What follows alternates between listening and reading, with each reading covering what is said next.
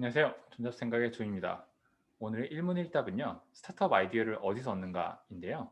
Y 커ம்பி네이터에서 아이디어를 한번 빌려보도록 하겠습니다. 참고로 이제 Y 커ம்பி네이터는 세계에서 아마 가장 오래된 스타트업 엑셀러레이터 혹은 뭐 인큐베이터 중에 하나일 거예요. 그래서 일단 YC에 대해서 한번 YC라고 부르는데 한번 살짝 알아볼게요. Y 커ம்பி네이터 이제 웹사이트에 가보시면은 여기가 한 15년 됐거든요. 그래서 보면 이제 매년 그 두 번 기술을 뽑고 거기서 한 12만 5천 불 정도를 투자를 하고요. 투자금이 많이 올라갔네요. 그리고 2005년에 시작해서 현재 2천 개 넘는 회사에 투자를 했고 여기에서 투자한 회사들이 현재 시총이 다 합쳐서 100조.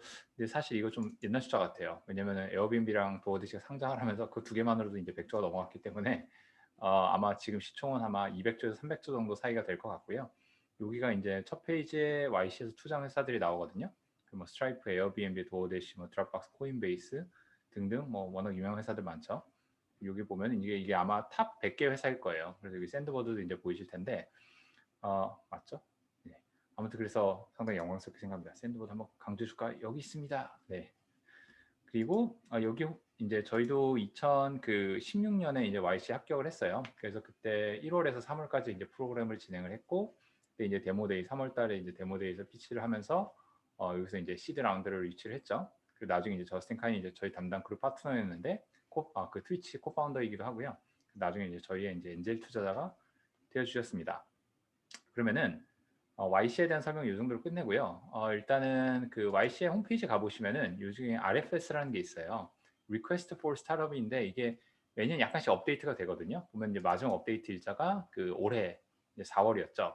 여기서 이제 좀 장기적으로 놓고 봤었을 때 Y 커뮤니터가 봤었을 때 이제 세상에 좀 큰 변화들이 이런 데서 일어나지 않겠냐라는 거를 나름 좀 전망을 하면서 또 이런 분야에 일하고 있는 스타트업들을 좀 찾고 있다라는 얘기를 하는데요. 그렇다고 해서 뭐 굳이 이런 사업을 골라서 YC에 들어가기 위해서 하실 필요는 전혀 없고요. 원래 하시는 사업을 잘 하시면 되고 다만 이제 그 중에서 이런 분야들에 대해서 이제 좀 장기적으로 큰 변화가 일어나지 않을까 전망을 하고 있습니다. 그래서 한번 좀 같이 살펴보시죠. 일단 여기서 뽑고 있는 게 한 21가지 테마가 있는데요. 이제 AI, 바이오 뭐 쭉쭉쭉 있죠. 그래서 AI 같은 경우 뭐 너무나 잘 아시겠지만 이 AI가 하나의 버티컬 영역이 아니라 전 세계에 약간 거의 우리로 치면 뭐 컴퓨팅이나 뭐 휴대폰처럼 굉장히 폭넓게 전 세계에 이제 영향을 줄 거기 때문에 이거에 대해서는 당연히 좀 다양한 방면을 보고 있고요. 뭐 일례로 이제 뭐 약물의 발견이라든가 뭐 법률적 조언이라든가 뭐 여러 가지 분야를 쓸 수가 있겠죠. 자율주행뿐만 아니라.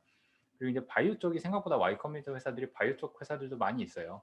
특히 이제 DNA 같은 걸 프로세싱하는 게 굉장히 빠르고 싸졌기 때문에 DNA 에디팅, 뭐 크리스퍼를 통한 DNA 에디팅이라든가 또 여러 가지 이제 그런 치료라든가 파마스리컬 약물이라든가 이런 쪽으로 스타트업들이 많이 나와 있고 또 인슈어런스 쪽으로도 좀 인슈어런스 헬스케어네요. 아무튼 바이오 쪽으로도 좀 그래서 회사들이 요새 YC에서 보면 많이 좀 들어오는 편인 것 같고요. 브릭 앤 모터 2.0 이거는 말 그대로 이제 전통적인 산업이죠. 특히 리테일, 쇼핑몰 이렇게 사무 공간이라든가 이런 식으로 오프라인에서 뭔가를 해야 되는 산업들에 좀 이 그 효율이 많이 올라가지 않을까. 그래서 많은 회사들이 아마존과 굳이 오프라인에서 뭐 매장에서 뭐 경쟁을 하려고 하는데 사실 굉장히 힘들기 때문에 오히려 오프라인 공간을 새로운 경험에 이제 참고로 활용을 하는 그런 스타트업들이 나오고 있거든요. 뭐 잘 아시겠지만 뭐 미국 뭐 펠로톤 같은 경우도 너무나도 유명한 사례죠. 테슬라도 오프라인을 어떻게 보면 딜러로 활용한다기보다는 하나의 이제 경험을 할 수 있는 그 뭐 커스텀 익스피리언스 센터라고 해야 할까요? 그런 컨셉으로 이제 좀 많이 바꿔 쓰고 있는 것 같고요. 그래서 이런 오프라인의 공간들을 어떻게 하면 새로운 형태로 활용할 수 있을까? 그런 것들에 대해서 이제 아이디어를 많이 찾고 있는 것 같습니다. 그 외에 이제 환경 관련해서 카본 리무벌 테크놀로지, 공기 중에 있는 이런 그 탄소를 이제 좀 줄여나가는 그런 기술들도 좀 찾고 있다고 하고 있고요. 그리고 셀룰러 에그리컬처는 클린 밑에서 이제 결국은 그 음식이라든가 이런 그 동물 관련해서 이런 것들이 이제 요새 뭐 임파서블 푸드다 해서 여러 가지 나오고 있잖아요. 그래서 어떻게 보면 세포 단위에서 이제 재배양을 해가지고 대체 음식, 대체 뭐 단백질 이런 것들을 만들어갈 수 있는 거에 대해서 좀 투자를 하고 있는 것 같고요. 코로나 뭐 2020년 특수죠. 코로나에서 대응하고 있는 회사들, 특히 테스트 키트 회사들이 올해 뭐 정말 한 분기에 매출이 뭐 3배에서 4배, 5배까지 성장을 했다고 하거든요. 어마어마한 성장을 이뤄내는데 이런 관련된 분야에도 많이 투자를 하고 찾고 있다고 합니다. 근데 뭐 올해 백신이 나왔으니까 요 분야는 좀 바뀌지 않을까 싶네요. 그 외에도 이제 뭐 업무 환경에서의 그 다이버시티를 늘려나가는 이런 쪽에 대해서 좀 투자를 하고 있고요. 그래서 YC가 꼭 당장 엄청난 수익이 되는 것뿐만 아니라 약간 난프로핏 쪽도 투자를 하고요. 난프로핏 섹션 따로 있긴 하지만 for profit으로도 이런 쪽 분야를 좀 찾고 있습니다. 그리고 교육은 굉장히 그 예전부터 계속 YC가 이제 보고 있는 분야인데 뭐 람다 스쿨 같은 유명한 사례들이 있죠. 그래서 결국은 전 이 테마가 너무 마음에 들더라고요. 만약 우리가 교육을만 바꿀 수 있으면은 여기 있는 모든 목록을 사실은 다 할 수 있다.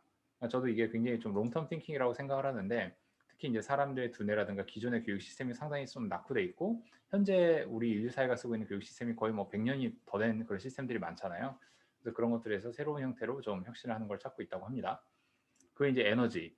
이것도 좀 좋은 인사이트인 것 같아요. 결국은 에너지의 그 비용과 사람들의 삶의 질이 상당히 높은 상관관계가 있다. 그래서 비용이 낮아질수록 삶의 질이 많이 올라간다는 건데요.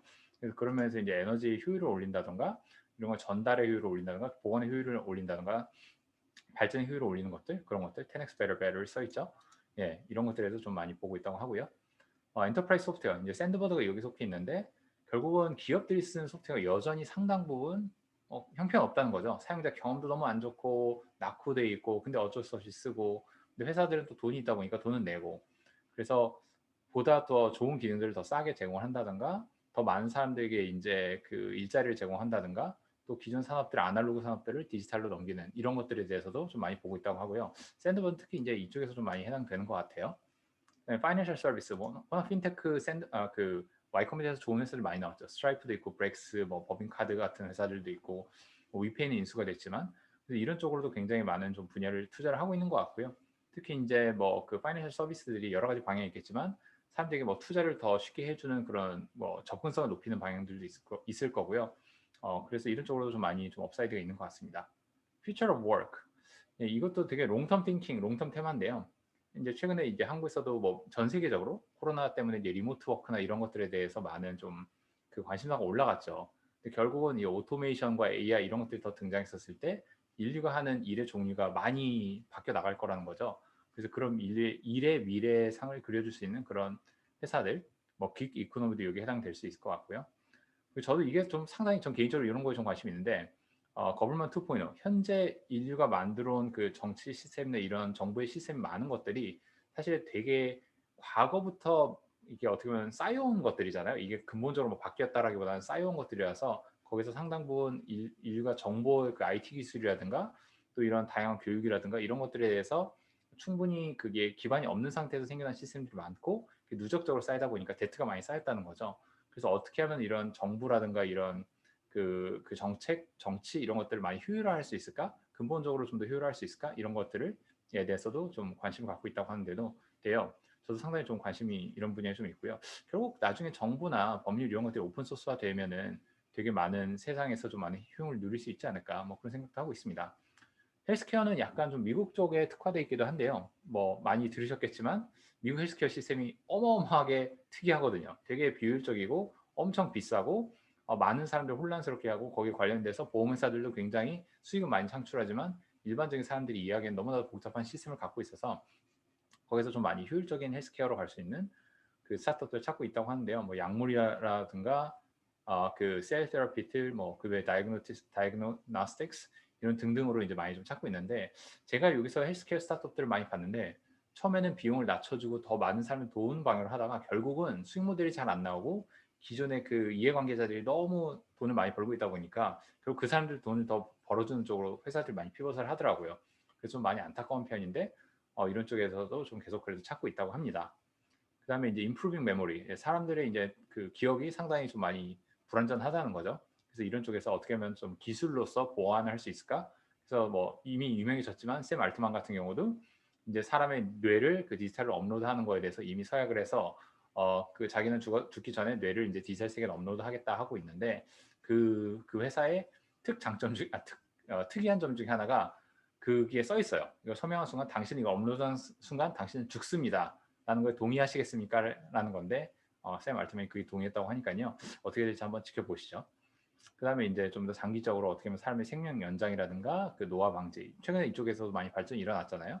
텔로메어 같은 것들이 이제 어떻게 하면 늘려날 수 있는가 뭐 고압 상태에서 사람들에게 이제 고산소를 이제 투입을 해가지고 이렇게 그 사람들이 이제 노화 관련된 걸 역행을 할 수 있는 뭐 그런 기술도 뭐 나왔다 뭐 이런 얘기가 최근에 좀 보이던데 과연 이런 쪽에서 얼만큼 나오고 있을까? 실제로 이제 실리콘밸리는 많은 빌리어네어들이 뒷단에서 이런 쪽을 많이 좀 지원을 하고 있다고 들었습니다. 그다음에 1밀리언 잡 정말 많은 사람들에게 새로운 형태의 이제 일자리를 그 창출할 수 있는 것들 그런 쪽도 많이 보고 있다고 하고요. 개인적으로 뭐 파이버라든가 이런 많은 그 기기 이코노미 혹은 뭐 파트타임 워커들 이런 쪽을 이네블링하는 쪽 그 아이디어들이 좀 생각이 나네요.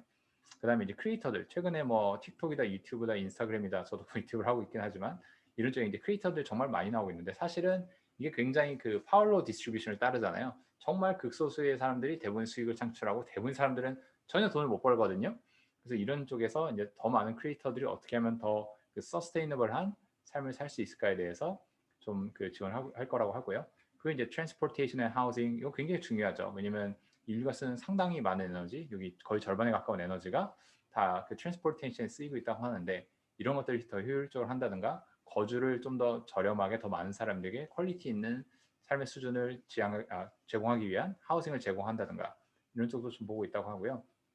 예, 그 외에도 이제 underserved community and social 서비스인데 아까 diversity랑은 좀 다르죠. 이거는 또 어떻게 하면 그 사람들 중에 소외 계층들 그런 사람들에게 그 경제적 그 자유를 좀 더 가져갈 수 있는가 이런 것들에서 좀 투자를 할 거라고 하고요.